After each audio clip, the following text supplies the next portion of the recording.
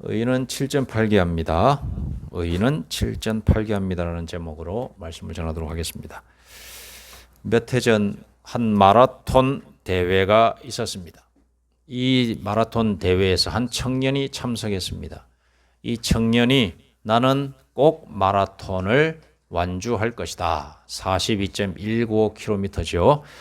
열심히 달리기 시작했습니다. 그런데 30km 지점을 조금 지나며 다리에 극심한 경련이 오기 시작했습니다. 그리고 마침내 쓰러졌습니다. 쓰러졌지만 다시 일어나려고 애를 썼습니다. 그 모습을 주변에 있던 대원들이 봤습니다. 보조 안전요원들이 보고 이 사람 큰일 나겠다 싶었지만 이 청년은 쓰러졌지만 계속해서 일어나려고 했습니다. 옆에 마침 구급차도 준비되어 있었습니다. 사람들이 찾아와서 이제 그냥 구급차에 타고 그냥 이렇게 포기하시죠 라고 했는데 이 청년은 절대로 그럴 수 없습니다. 제가 넘어졌지만 끝까지 완주하고 싶습니다. 다시 일어서고 싶습니다 라고 말을 했다고 합니다. 마침내 그 청년이 일어섰습니다. 그리고 또 몇 킬로를 달리다가 또 넘어졌습니다. 또 넘어지고 7번 이상 넘어졌습니다. 마침내 우여곡절 끝에 결승선을 통과했습니다. 기록은 변변치 않았지만 그는 완주했던 것입니다. 사람들은 그에게 물었습니다. 이렇게까지 완주를 할 필요가 있을까요? 라고 이렇게 물었더니 이 청년이 이렇게 대답했습니다. 넘어지지 않는 사람이 되고 싶었던 것이 아니라 넘어져도 다시 일어나는 사람이 되어서 완주하는 선수가 되고 싶었습니다. 라고 이야기를 했다라는 것입니다. 사랑하는 여러분, 오늘 말씀 잠언 24장 16절 말씀. 24장 16절 말씀. 자, 이 말씀은 성경 전체가 말하고자 하는 신앙의 본질을 한 문장으로 요약한 말씀이 되겠습니다. 대저 의인은 7번 넘어질지라도 다시 일어나려니와 악인은 재앙으로 말미암아 엎드러지느니라. 그렇습니다. 의인은 7번 넘어질지라도 8번째 다시 일어나는 줄로 믿습니다. 의인은 7.8기하는 사람입니다. 여러분, 우리는 흔히 이렇게 말합니다. 의인이면 실패하지 않아야 되는 거 아닌가? 믿는 사람이라면 아예 장애물이 없어야 되는 거 아닌가? 이렇게 말을 하기도 합니다. 믿음이 있으면 넘어지면 안 되는 것 아닌가? 라고 생각할 수 있습니다. 그러나 성경은 정반대를 말합니다. 의인은 7번 넘어질지라도 이렇게 말을 하고 있습니다. 이 말은 무슨 말이냐? 넘어진다라는 거예요. 의인이라도 믿는 자라도 목사라도 장로라도 집사라도 30년을 믿음 생활해도 넘어진다는 거예요. 그 넘어진다는 것을 전제로 합니다. 여러분, 믿음의 아버지라고 하는 아브라함이 있었습니다. 성경을 쭉 읽다가 보면 창세기에 믿음의 조상, 믿음의 아버지 아브라함이 나오고 있습니다. 이 아브라함이 이집트로 내려갔습니다. 이집트의 우여곡절 끝에 내려가서 파라오를 만났습니다. 그런데 파라오가 이 아브라함의 아내 사라를 보면서 한눈에 뿅 갔어요. 이토록 아름다운 여인이 있는가? 라고 해서 자기 아내를 삼으려고 했어요. 그렇게 했을 때에 이 아브라함에게 이 옆에 있는 이 여인이 누구인가? 이렇게 물어봤더니 순간 두려운 겁니다. 저 파라오가 나의 아내 사라를 마음에 두었구나. 그러면 내가 만약에 이 사라가 내 아내라고 이야기하면 혹시 나를 죽이고 내 아내를 자기 왕비로 데려가는 거 아닌가? 이러면 안 되는데 순간 그래 내가 이렇게 말을 하면 되겠다라고 해서 어떻게 했느냐? 내 아내 사라가 아니라 내 여동생 누이입니다 라고 이렇게 거짓말을 해버렸어요. 근데 이 거짓말은 심각한 거짓말입니다. 왜냐? 하나님께서 약속하신 너와 사라를 통하여서 이 세상에 모래알보다도 많은 나의 백성들을 이룰 것이다 라고 하는 하나님의 약속을 망각했기 때문에 내 누이입니다. 파라오 현세의 권력 앞에서 그는 그런 거짓말을 할 수밖에 없었던 겁니다. 아브라함은 거짓말로 넘어진 겁니다. 여러분, 또 모세가 있습니다. 모세는 하나님께서 다 은혜 가운데서 이스라엘 백성들을 출애굽시켜서 나의 지도자로 삼은 위대한 영적인 지도자였는데 이 모세가 순간 화를 내면서 바위를 다 막대기로 치면서 짜증을 내면서 물아 나와라 이렇게 하는 바람에 하나님의 영광이 가려지는 실수를 하게 됩니다. 그때의 모세는 참 안타깝지만 이 분노로 인하여서 하나님께서 약속하신 땅 가나안으로 들어가지 못하는 그런 결과를 가져오게 됩니다. 모세는 분노로 무너진 거죠. 여러분, 다윗도 있습니다. 다윗은 여러분 잘 아시다시피 죄를 지었습니다. 무슨 죄냐? 간음죄와 살인죄를 동시에 지었습니다.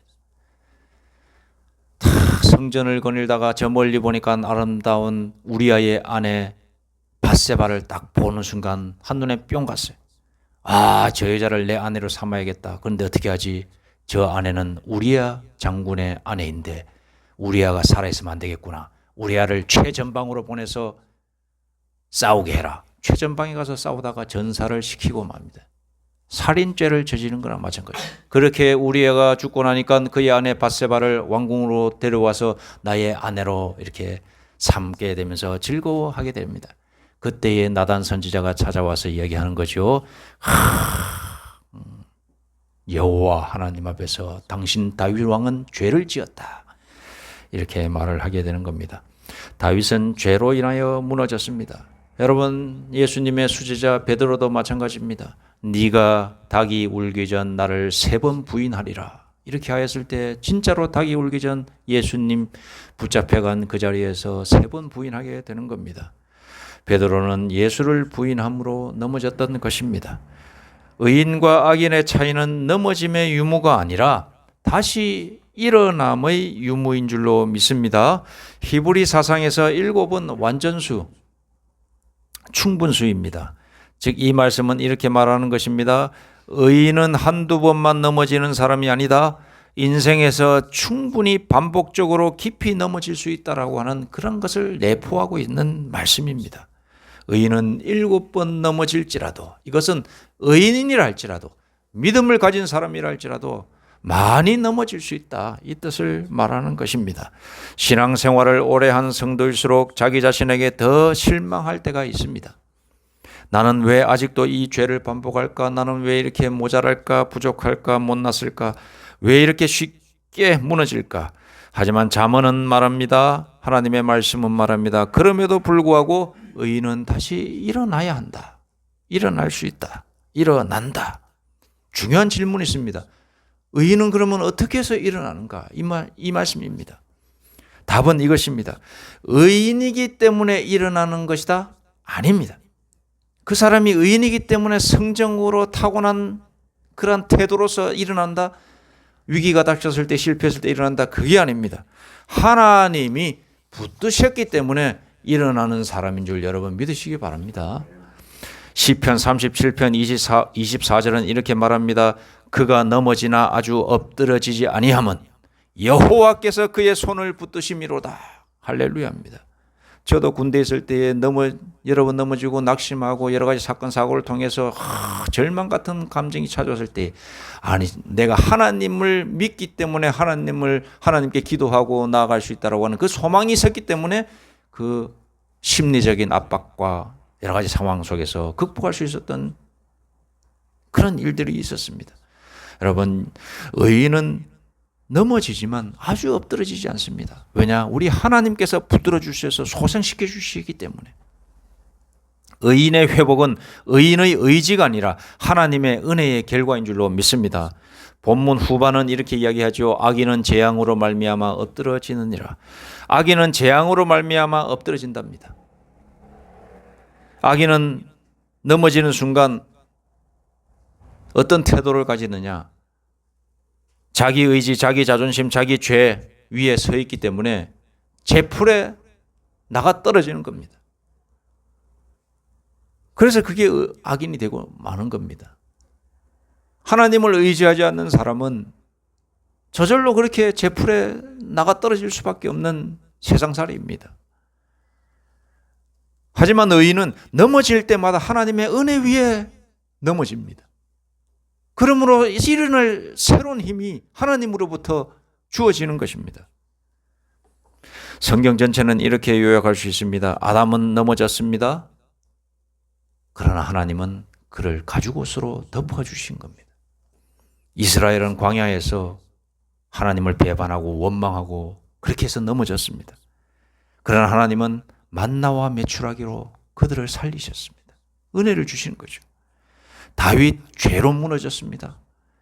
그러나 하나님은 회개의 마음을 주셔서 그가 회개의 기도를 하게 하셨습니다.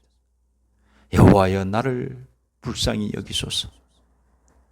내 심령을 새롭게 소생시키소서. 나를 새롭게 하여 주옵소서. 제자들은 십자가 앞에서 도망쳤어요. 그러나 예수님은 다시 찾아오셔서 너희는 나의 말을 온 세계로 나아가서 전파하라. 아멘 하고 다 받았던 겁니다. 구속사는 인간의 실패보다 하나님의 회복이 더 크게 들어있다는 사실을 여러분 믿으시기 바랍니다. 여기서 우리는 이 말씀을 예수 그리스도 없이 해석할 수 없습니다. 우리 주님 예수님을 빼고는 이야기할 수가 없습니다. 예수님은 죄가 없으신 분이시지만 우리의 죄를 대신하여 넘어지셨습니다. 우리를 대신해서 미리 넘어지셨어요. 여러분 겟세마네에서 얼굴을 땅에 대고 엎드리셨고 채찍 앞에서 우리가 맞아야 될 채찍을 대신 맞으셔서 그렇게 넘어지신 것입니다. 우리가 져야 될 십자가를 대신 지시고 골고다로 걸어가시면서 대신 쓰러져 주셨습니다. 그러나 예수님은 어떻게 하셨습니까? 다시 일어나셨습니다. 마침내 부활하셨습니다. 부활은 무엇이냐? 다시 일어남의 핵심이요 기적적인 사건입니다. 의인은 스스로 강해서 일어나는 사람이 아닙니다. 그리스도와 연합된 사람이기 때문에 일어나는 줄로 믿습니다. 우리 예수님과 우리는 다 연합되어 있습니다. 로마서 6장은 말합니다. 우리가 그의 죽으심과 합하여 세례를 받았으면 또한 그의 부활과 같은 모양으로 연합하리라. 우리가 다시 일어나는 이유는 단 하나입니다. 예수님이 이미 일어나셨기 때문에 우리도 일어날 수 있다는 겁니다. 사랑하는 여러분, 신앙은 넘어지지 않는 기술이 아닙니다. 넘어졌을 때 십자가로 가는 능력인 줄로 믿습니다. 죄를 지었을 때 도망가지 마십시오. 실패했을 때 숨지 마십시오. 부끄러울수록 십자가로 가십시오. 거기에는 정죄가 아니라 회복의 은혜가 있습니다. 우리 주님께로 갈 수만 있다면, 우리 하나님께로 갈 수만 있다면 하나님의 능력이 우리에게 임한다, 이 말씀입니다. 사랑하는 여러분, 오늘 하나님은 우리에게 이렇게 말씀하십니다. 너는 넘어졌지만 끝난 것이 아니다. 너는 쓰러졌지만 버려지지 않았다. 너는 7번 넘어졌지만 8번째 은혜가 있다. 의인의 삶은 완벽한 직선이 아니라 은혜로 다시 일어나는 곡선인 줄로 믿습니다. 이렇게 직선이 아니라 이렇게 밑으로 내려갔다가 위로 다시 치고 올라가는 그것이 바로 은혜입니다. 마지막으로 이 말씀을 마음에 새기며 마칩니다. 의인은 넘어지지 않는 사람이 아니라 예수 그리스도 안에서 반드시 일어나는 사람이다 라는 것입니다. 오늘도 우리가 2025년도에도 안 넘어진 사람 없을 것입니다. 다 넘어졌죠. 계획을 세웠지만 그 계획 속에서도 넘어졌습니다. 저도 계획 세운 거 여러 가지가 있는데 그 속에서 넘어졌습니다. 하지만 우리 주님의 은혜가 있기 때문에 다시 일어서서 2026년도 다시 새롭게 살아갈 힘이 생기는 줄로 믿습니다. 이제 다가오는 2026년도에도 하나님의 이 일어섬의 은혜, 회복의 능력이 가득 넘치시기를 간절히 소망합니다. 기도드리겠습니다. 하나님 아버지, 저희를 불러주시어서 자녀 삼아주신 것만으로도 감사한데 이 세상 살아가면서 살아갈 용기와 힘까지 주시니 감사합니다. 우리가 비록 넘어질지라도 완전히 넘어지지 않는 것은 하나님이 함께 하시고 예수의 은혜가 우리 가슴속에 흘러넘치고 있는 줄로 믿습니다. 우리 예수님 끝까지 잘 바라보며 승리하는 삶을 살게 하여 주옵소서. 예수님의 이름으로 기도드립니다. 아멘.